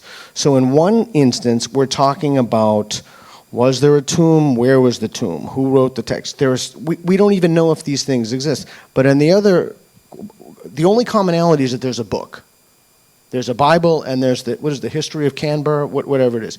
So in one case, we're talking about entities, people that existed, and in the other case, we're talking about fictions. We just don't have sufficient evidence to warrant those beliefs, particularly as you go back further in time. They are both books, and this is actually the first question to do with the scriptures, the relationship between the Bible and epistemology. Let's leave aside any religious prejudices you want to, or theology you want to lay on the Bible. At the very least, if you treat the Bible purely as a historical document, what you have in, say, the Gospels is you have personal eyewitness testimony. And I'm sorry, but there's a few out on the edge, but pretty much every professor of ancient history agrees that Jesus was a real figure, and they treat the Gospels as their primary historical source of his life. That's the reality in history departments in universities. That's what they do. If at the very least you treat the Bible as a historical testimony, then yeah, you have evidence. Now you're right. Going from here are the eyewitness testimonies to making doctrinal claims, that's a jump that you need to make based on how you assess the evidence. But at the very least, the Bible contains historical evidence, and you cannot evaluate historical evidence with scientific reasoning. That's my point. Okay. It's a different discipline. May I respond? Just, okay. In an effort to sort of extend the common ground here, let's put it that way. The example, Peter, that you used was from a surah in the Quran that Muhammad flew to heaven on a steed. The response from Richard is, well, here's a book. It's not the Quran, but even though I can't scientifically prove that what's written in it is true, from family history, etc., I know that it is. What we need is a circuit breaker here. So some of you may be aware that there's a film that just opened yesterday at the Nova called Going Clear about the Church of Scientology. And there's a very interesting point in that movie where somebody who'd been a Scientologist for many years says, he went up through these grades of clearance and he gets to what's supposed to be the highest level, and only at that level do you get to see the secret documents that reveal these great truths of the religion. He said, I read it and it was absolute nonsense. And I thought, what? This is it? After all these years of striving and all the money I've paid out? So the question is, not so much is there some general historical plausibility to the Bible, but where, for example, in the Bible, do you encounter the equivalent of Muhammad went to heaven on a steed? And when you get to those moments, how do you evaluate those epistemologically? Because, as you'll agree, there's a lot of scholarship that's gone into Bible criticism and textual emendation for centuries now to try and figure this out. So we've got to get past the question of saying, there's general plausibility in some texts, and therefore religious texts may pass, to specific instances of claims made in such texts, and whether really they're plausible. Yes? Right. Again, the question of the plausibility of the events in the Bible hinges on the question of the plausibility of theism. If theism is implausible, then events, Paul, for example, claims are not quite the same as Muhammad, but are similar, a vision, a heavenly experience. If theism is implausible, then that becomes a very implausible event, and you might then say, okay, maybe not delusional, let's give him some credit, it was an illusion. But on the other hand, if theism is plausible, then supernatural claims become plausible, and then there's a whole range of different ways that you assess the events in the Bible as to whether or not you think they're plausible. So, for example, and they're historical, but the fact that you have multiple eyewitness accounts. In fact, that in 1 Corinthians 15 it says thousands of people saw these events and you can go and talk to them, they're still alive. There's verifiability in those claims. So background beliefs decide whether help shape how plausible or implausible you think things are. So that you can't just assess it in isolation. You need to take into account the plausibility of theism. You need to take into account the shape of experiences that you have now and how they will shape it. So if I see a miracle now, then that adds weight to the possibility that a past miracle happens. There's a range of different ways. Okay, So, so could I may just I say, please this brings respond us to that? Yeah, Oh, please. yes, by all means. So, because you brought up the esoterica of the history of Canberra, I am going to bring up a piece of American history that hopefully will not be as esoteric, but it might be. It's just a very quick show of hands. Salem witch trials, have heard of them? Yes? Oh my gosh, wow, that's really, wow, good on ya. We have, and Matt McCormick writes about this in the Case Against Christ, we have overwhelming evidence. We know where the people lived for the Salem witch trials. We have, I think it's at the University of Virginia, but don't quote me about that. You can Google it. We know their addresses. We know where they lived. We have their testimonies. From the bottom of my heart, not a trick question. Do you believe witchcraft was performed at the Salem witch trials? Did you believe that there were actual witches who, did hocus pocus? I'm afraid I haven't read the accounts of the Salem witchcraft. I'm not very familiar with it. So hard for me to say. Were there people back then who thought they were performing witchcraft or believed it? I mean, actual, like, How do you mean? Actual witches. I haven't read the accounts. So you think it's possible? I'm agnostic, yeah. I believe in the supernatural, so I think it's possible for there to be unexplained events. So that gets... I can't comment on that one because I just haven't read enough. No, that's totally reasonable. That's actually a great answer to say that you haven't read. I think my own view is that we can rule those things out, but there's more evidence by far for the alleged witches at Salem than there is for all of the Bible in its totality. But that gets back to your point before. I'm not sure what you mean by miracles. more evidence for the witchism of Salem than the whole of the Bible. I'm not sure what that means. Can I? Because we're just about out of time, and we want to open questions to the theme, floor. but the theme tonight is to extend our time. It has been a trend. It has been a trend. Can I say this last part of the discussion brings us back to my first question: is there any necessary connection between the background philosophical plausibility of theism and the Bible itself being any reliable guide to the deity in question? And Peter, you've made the point that there are various faiths who make incompatible claims, and most of them are theistic. So the question is, by what criteria do we determine not whether there is a deity perhaps, but whether that deity has the faintest connection to particular religions that people have persuaded themselves are true? Sure, and the way that you need to evaluate the truth claims of any particular faith, whether it's Islam, Christianity, whatever, or non-theistic worldview claims like naturalism, is you assess them via reliable epistemologies. I'm sure Peter will agree. So, and I've got a PhD in Islam, not in Christianity. I've actually spent 5 years of my life looking at another faith, and the way I assess it, the way I evaluate it epistemically, is via the way you evaluate all ordinary beliefs. I look at their explanatory power, the way that they make sense reasoning-wise, the historical veracity of the various claims, the experiences that people claim, and you measure them against each other. That it's just ordinarily. Is that complex? Yeah, it's complex. The debates on theism and atheism are live in philosophy because the beliefs involved are so complicated that sometimes there aren't easy, simple answers to questions. But the only tools we have to answer any question is ordinary epistemology, ordinary tools of reasoning. I'm so tempted to respond, but this is not about me. I think that now, in terms of our timing, because we have an agreement to conclude by 9, and we want to give you a chance to ask questions, so we have 2 microphones, one on either side of the room, and I'd ask people who have a question they'd like to ask to go up to the microphones. Let me repeat, as I said at the start, if you can keep your questions clear and concise, we'll get through more, and thereby we'll get a greater sampling of the range of opinion and curiosity in the room tonight. Shall we start over this side?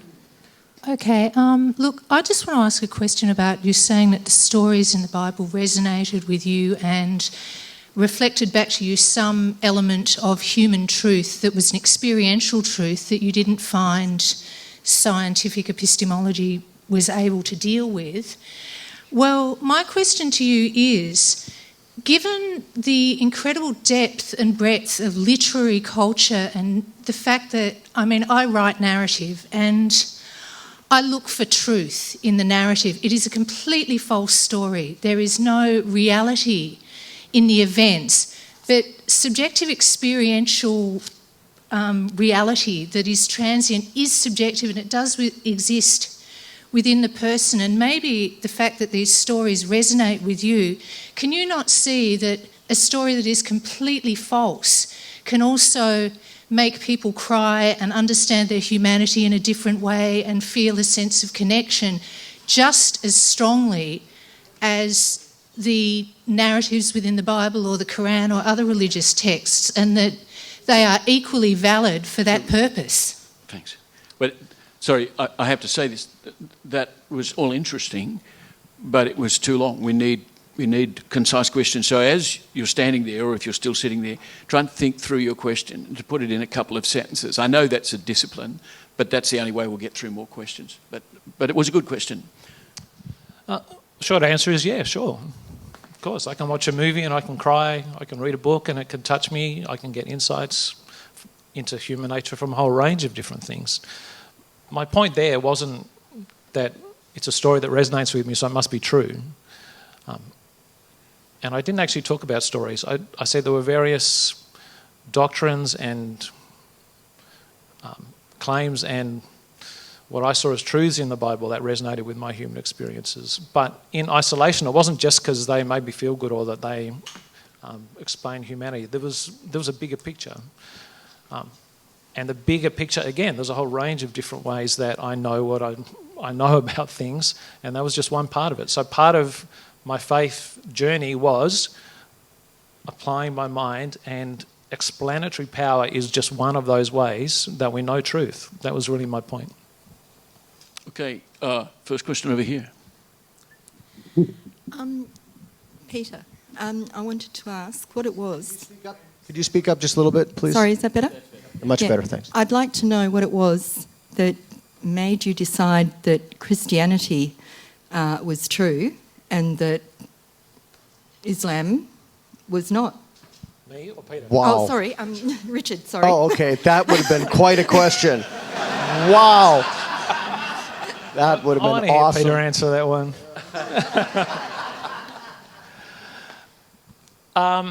Well, that's a long question. Sorry, it's a long answer, short question. But I have some, and I don't know if there are any Muslims here tonight, I hope people aren't very offended by it, but I have some serious, I think if you weigh up the historical claims, Islam has a lot more gaps. I think there are doctrines in Islam that I find intuitively and ethically unacceptable. So that's in the mix. There's a range of different... Again, it's the same tools. So is that... Do I have definitive proof that that Muhammad's not who he said he was? No, but I think... I'll put it... This is a slightly different way of answering it. I think Islam... And this is my book, by the way, The Wisdom of Islam, Foolishness of Christianity. Feel free to get that. It's on Amazon too.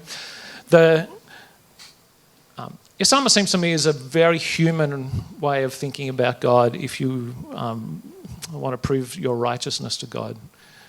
In a sense, Islam is more intuitive than Christianity. Christianity is counterintuitive to the way that we want to think about ourselves. And it seems to me that if something is counterintuitive, then Not that it's necessarily true or false, but it's challenging and perceptive in a way that Islam isn't in terms of human nature, I think. That's just one little example. There's heaps of stuff I could go into. Hence, he's written a whole book on the subject. Right. Please read the book if you want to see. And there's also a range of philosophical issues in Islam, so to do with their doctrine of God, that I think makes their doctrine of God more implausible than the Christian doctrine.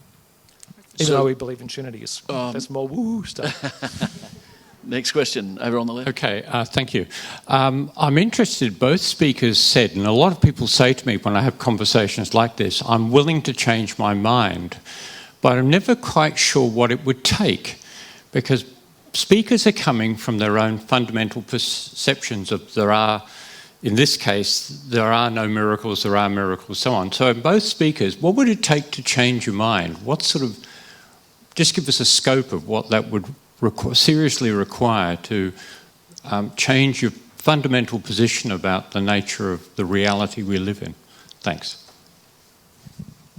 Well, again, ordinary epistemology. If someone could come up with a worldview that, to me, explained reality better, I'd jump on that. If people could show me pretty clearly that the historicity of the Jesus events was bunkum, I'd ditch it. There's 2 examples, but we have the same tools that we have. Tools of epistemology. What about on the other side? What would it take for the other speaker to change his... Oh, I was just going to answer that. I wanted to give him time to. So I think the best way to answer that question is to ask what it wouldn't take. No piece of, nothing phenomenological, nothing in the world, because you'd have to rule out ordinary. I'll tell you how Bill Maher answers that question. If Jesus comes down at halftime in the Super Bowl and changes his nachos into beer or something, I would do it. But for me, that still wouldn't be enough. No evidence of a miracle would be enough because it's not sufficient to rule out alternative explanations like aliens or someone put LSD in my water before I came out here. So no evidence. So it couldn't be. Where's the gentleman who asked that question? Yeah, thanks. So it couldn't be a piece of evidence in that sense, but. And if you look at what they're called sophisticated theologians, they know that, and they resort to arguments for the existence of God. It couldn't be miracles. For example, in the lovely story that you relayed, to me that's not evidence of anything. It's only evidence. What do you think happened there, though? Okay, but let me finish. It's only evidence if you have a starting belief. So, for example, if you told me that you did that and there's an amputee and the leg grew back, or someone suffering from Down syndrome and that was cured, wow, we would have a serious conversation. That would be a piece of evidence, but it would not be sufficient. So the bottom line is, what Christian theologians and apologists try to do is they eschew evidence and they shoot right for arguments for the existence of God, like the cosmological. It's the big argument right now. It would have to be a piece of reasoning that I could. Some argument that I can reason to. And there's a very quick video that I did with Richard Dawkins in conversation, and we explore that for 30 minutes or so, that question. So now we've got this interesting situation that our questioners have started to play by the rules, but our speakers have not. So, so I'll be quicker. That's right, because we've got a lot of interesting questions, I assume, to come up. So let's go. Yeah, thank you so much for organizing that. My name is Leon. I have this question for Dr. Peter, very interesting. I remind you, because philosopher and religion always carry disease. One disease arrogant, one disease ignorance, one disease dogmatism, and one disease hypocrisy. Why you attack faith, but you not attack hypocrisy? Because hypocrisy are major problem, and people more not worship religion, worship money. Do you believe new atheism, new religion? Let me finally and permanently and irrevocably respond to your question. I attack, in no uncertain terms, hypocrisy. I am against hypocrisy. Hypocrisy, bad.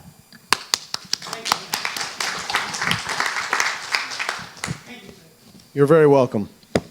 Okay. We're really on track. That was an easy one.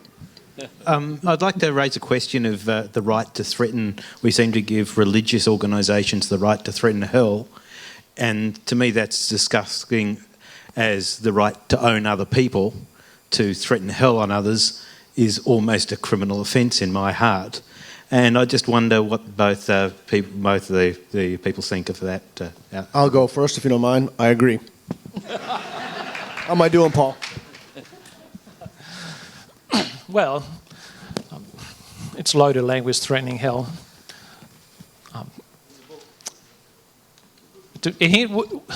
That hinges on whether hell is a real thing. If hell is a real thing, then warning, challenging people about it is a sensible thing. If hell is not a real thing, then yeah, it's abusive and scary and offensive, absolutely. But it hinges on the truth. It doesn't hinge on... People are dying at least because of that truth. Right. But again, in all the things that we've been talking about, hell's one example, any doctrine, anything that we've been talking about, you can be abusive, you can be psychologically trying to enforce things on people, you can be manipulative, but in discussions about truth claims, the objective truth of them actually matters. And you have to somehow separate it out from the psychology and the way that people have used any truth abusively or non-abusively. Truth is a separate issue from how people handle truth. Can I just very briefly suggest an analogy there? If your doctor tells you you've got a deadly disease, that's going to cause you psychological suffering. Now, if he tells you and he's lying, then he should be convicted of malpractice and abuse. But if he's right, you need to know. And you need No, that's a false analogy.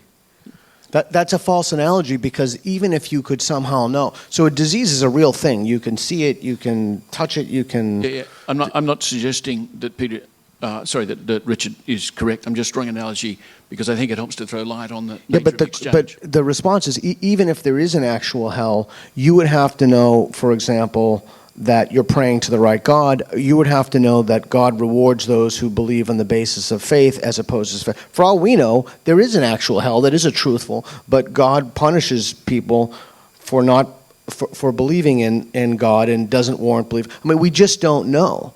So those are different epistemological questions.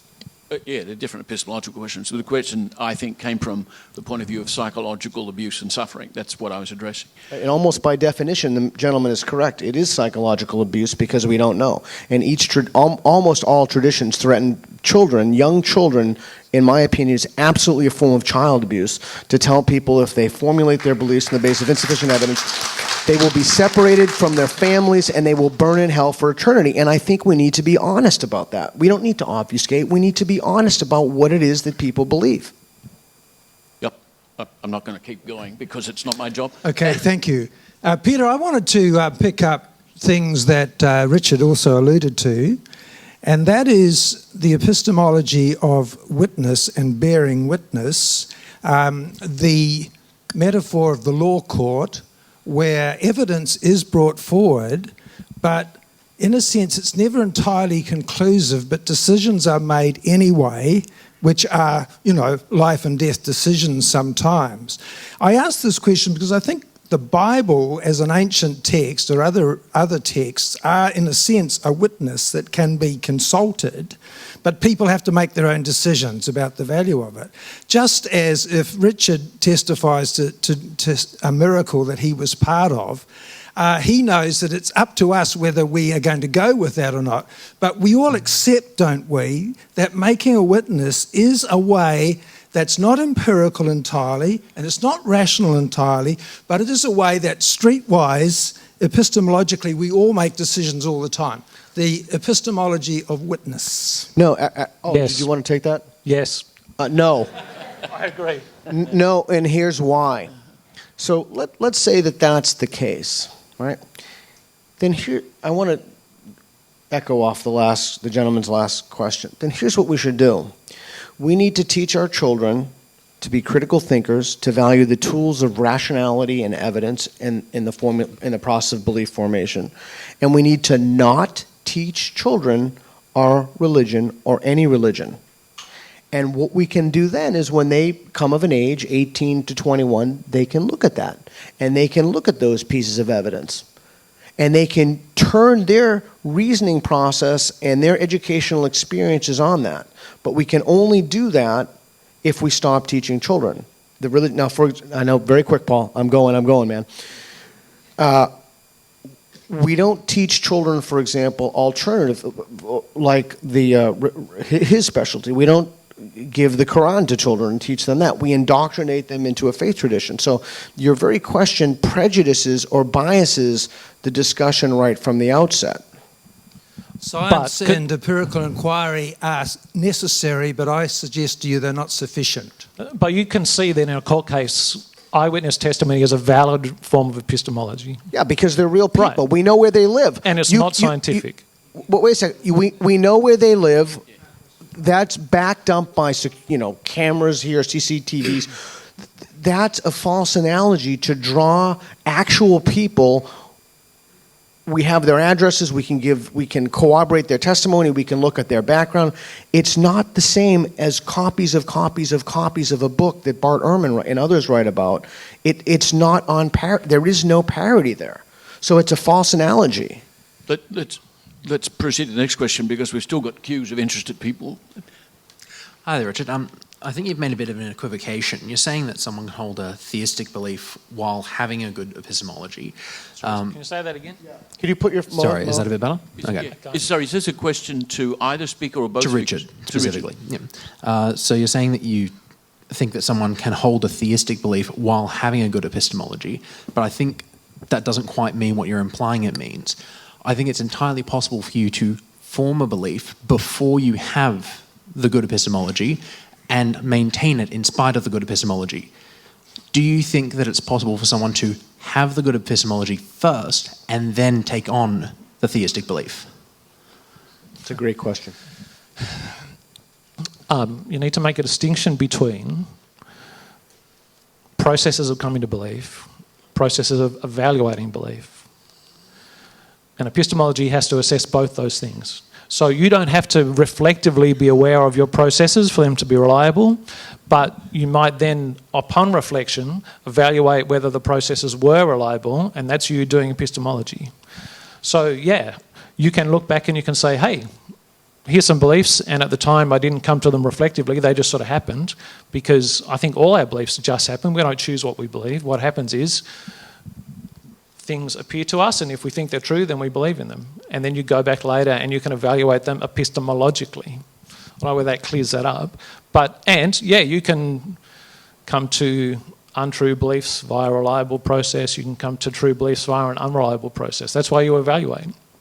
I think the distinction I'm trying to say is, could you hold a belief prior to having the epistemological tools, and then from that position have not considered them, but still simultaneously hold them?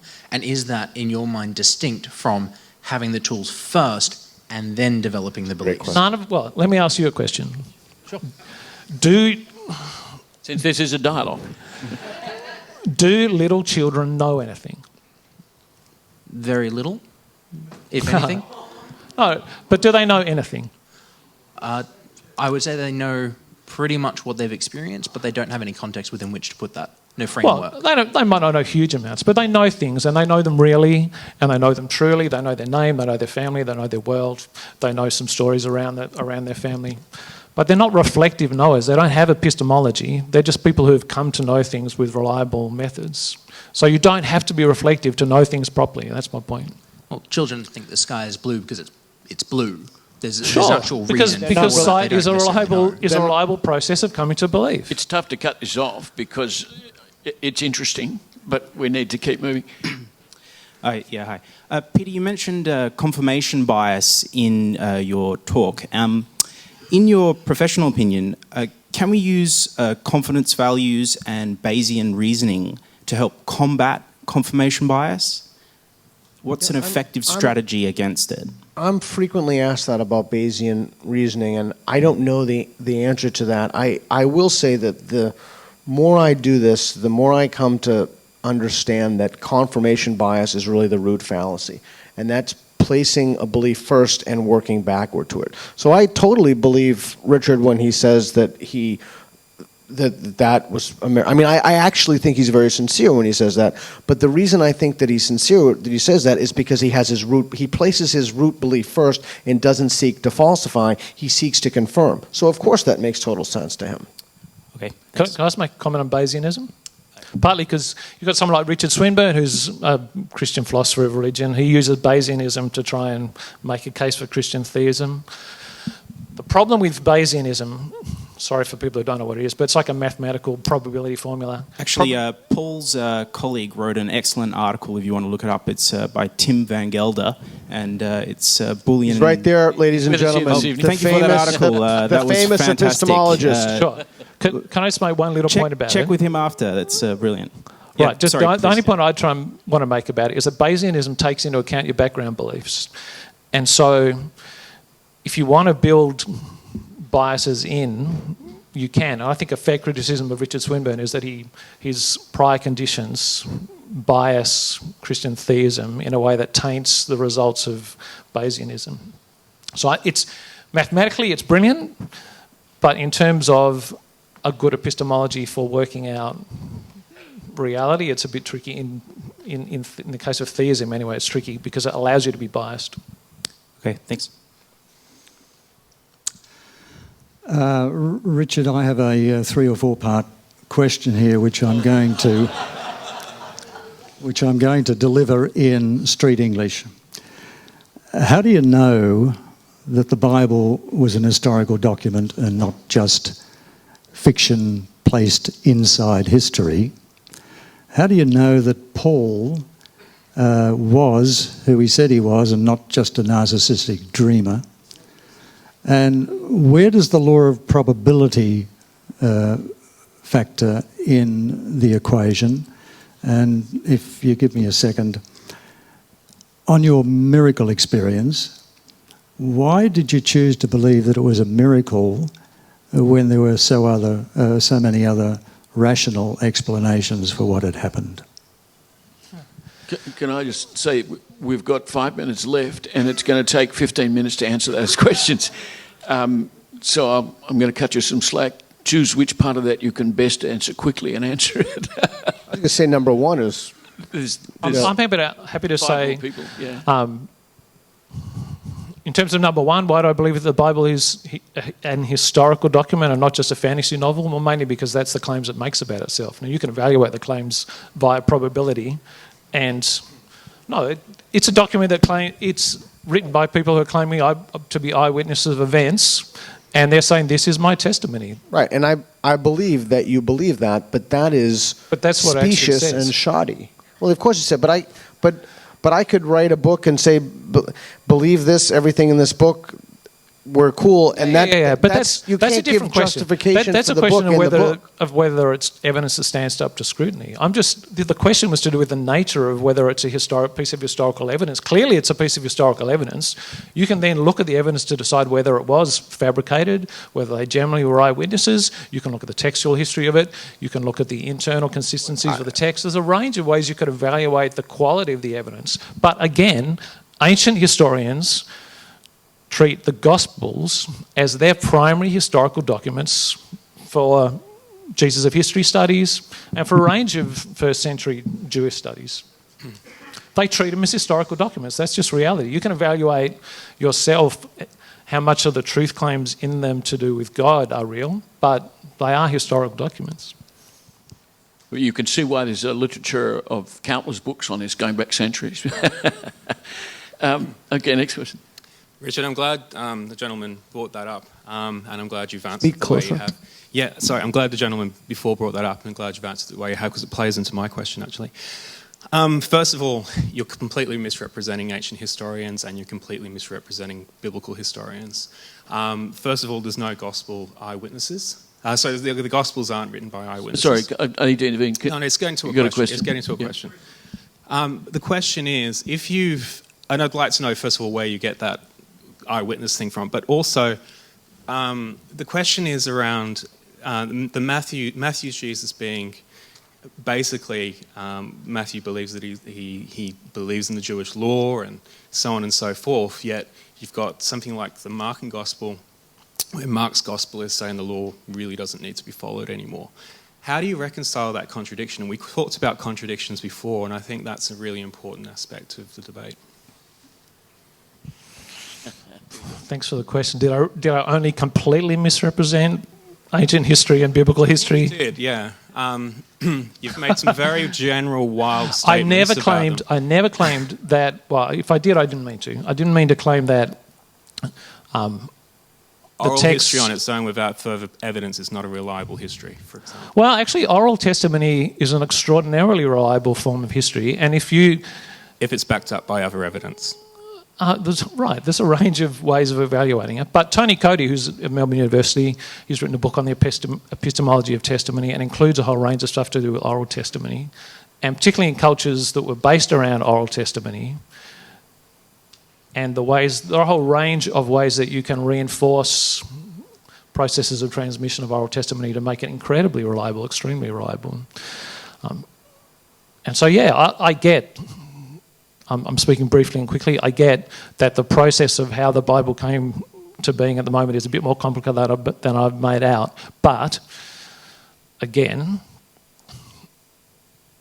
the process and the claims and the beliefs of the writers and the people they were quoting and the stories they were remembering and the witnesses they were testifying to was that we are passing on eyewitness testimony, whether they were the actual eyewitnesses or not. That's the idea. That's the process. But there is a problem with that because that was written half a century, 1 century later after when... Sure, I get that there's a process, but the important question is that, and we could debate it for a long time here, but the important question is that a reliable epistemological process of passing eyewitness testimony along? And yeah, I get that historians and theologians argue about the reliability of that process. So what about the contradiction? Sorry, we can't keep that going. That wasn't sorry, answered. pardon? The contradiction between... No, I'm asking what the contradiction is between... Sorry, I don't understand that contradiction. We can talk about it later, but I'm not sure the point you're making between Mark and Matthew. I get the question, and it's embedded in the debates about the historicity of the Bible, and I'm sure many people present are in different ways familiar with those debates. It's rich stuff, right? And we can't resolve it in 1 minute. Next question. Peter, I'm wondering about how you think of reliable reasoning in philosophy, your own field, which it seems to me is an area where there are people with sort of sincerely held incompatible beliefs and where it's not obvious how to hold philosophical claims up to scrutiny with respect to objective evidence. So if I think I heard your question correctly. If I didn't, please let me know, okay? So if you look at the data, and this is accessible by survey data, the overwhelming majority of academic philosophers in the United States are atheists. I can't speak to what it is for Australia. Maybe you know the stats. I do not know. It's about between a quarter and a third are theistic and 50% atheist, and then there's that gap of agnosticism. Yeah. I can't speak to that, but that does not track. That's in the US. Oh no. That's an empirical question. There's no point to talk about it. The meta-philosophy of naturalism. Okay. That's the stats. So we can look at that data. That does not track the general population. Sorry, you're not answering my question. My question was... Yeah, I'm sorry. I'm having a little trouble hearing. If you could ask one more time. So I apologize. Just a point of order here. I'm afraid this will have to be our last question. We're out of time. I'm sorry. I just have a hearing issue. That's okay. So philosophical claims, it seems, the kinds of claims that occur in your discipline, it seems like they satisfy your argument against faith in that there is sincerely held incompatible beliefs, and also it's not obvious how to hold many kinds of philosophical claims up to the sort of scrutiny with respect to objective evidence that you were describing. So how do you think about your own field? I think that's right. Thanks. This isn't going to win me any friends. You can wait in line for people who despise me. I am not. Well, we're going to go out for drinks after it, so we're cool. I'm not a fan of a lot of philosophy. I think the discipline, and I think this is a function of university architectures and budgets. I think people are researching ever more obscure questions now that don't ameliorate human suffering, that don't contribute to human flourishing, that really nobody could possibly care about, except, as I mentioned before, meta-epistemology. And I recently published a piece with the late Victor Stenger about that in the Scientific American, in which I take aim at certain types of metaphysics, that is, what there is in the world, and I take aim at cosmological metaphysics. My next paper, I'm taking aim at metaphysical ontology. It's basically, it's a big word, but I think a lot of philosophy is fine as long as it's held as a speculation. My students today are far too intelligent and far too worldly and far too knowledgeable when I bring up something about Descartes and the pineal gland or something. People will just laugh.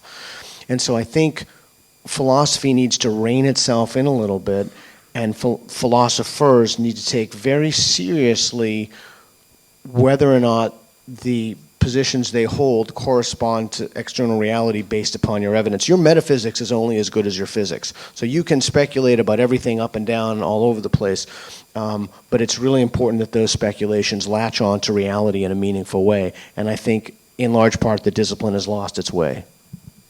Okay, we've got to end there, unfortunately. Perhaps you'd like to give a hand to the speakers for their...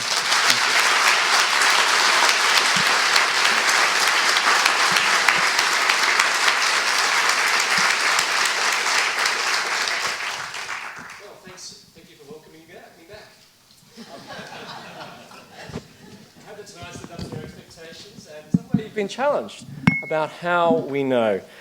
We've poured a lot of time into this event, and we'd love to know your feedback. We'd love to know what you've thought of this evening.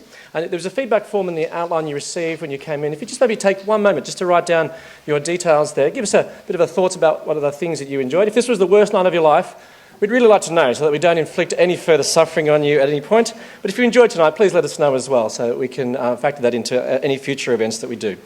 Also, if you'd like to know more about the respective organisations that we have here, the Rationalist Society and the City Bible Forum, please tick on the feedback form as well, and you can go onto our mailing lists and receive regular, but I'm sure not spammy communications. Thanks very much for attending this evening. I'm going to invite Meredith to come back for a couple of final words, but for myself, I've thoroughly enjoyed this evening. Thanks once again to our guests, and thank you for being such a terrific audience with such terrific questions. I've thoroughly enjoyed it. Thank you very much.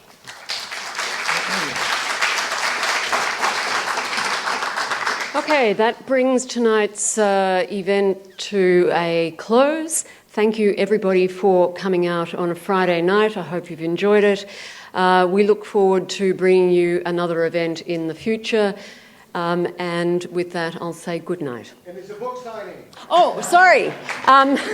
Thank you, Peter. For those who are interested in Peter's book, Embiggen Books, the wonderful Embiggen Books. If you haven't been to Embiggen Books, it's a little gem in Melbourne, just in Little Lonsdale Street here. Embiggen Books will be selling Peter's book, and he will be signing them out the back. Thanks, everybody, and good night.